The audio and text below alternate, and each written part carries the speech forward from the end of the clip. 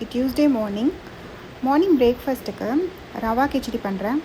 ஒரு பேனில் ஆயில் ஊற்றிட்டு கொஞ்சம் கடுகு, கடலைப்பருப்பு, வெங்காயம்லாம் போட்டு நல்லா வணக்கிட்டு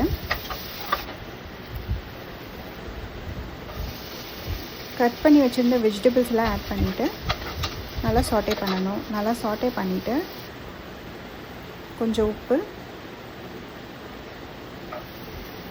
பட்டாணி வந்து இப்போ ஆட் பண்ணால் போதும். வெஜிடபிள்ஸில் நல்லா குக் ஆனதுக்கப்புறம் பட்டாணி கடைசி ஆட் பண்ணிக்கலாம். அது கூடவே கொஞ்சம் மஞ்சள்தூள், லைட்டாக மிளகாத்தூள், ஏன்னா நான் வரமிளகா பச்சை மிளகா எதுவும் ஆட் பண்ணல. கூடவே கொஞ்சம் கருவேப்பிலை ஆட் பண்ணிக்கலாம். ஆல்ரெடி வெஜிடபிள்ஸில் நல்லா குக் ஆகிடுச்சு.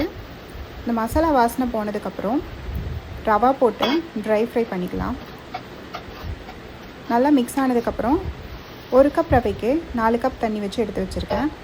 அதை அப்படியே ஊற்றிட்டு தண்ணி நல்லா அப்சர்வ் ஆகுற வரைக்கும் மிக்ஸ் பண்ணணும்.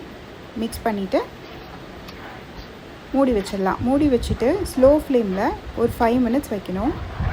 5 மினிட்ஸ் கழித்து ஓப்பன் பண்ணி பார்க்கலாம்.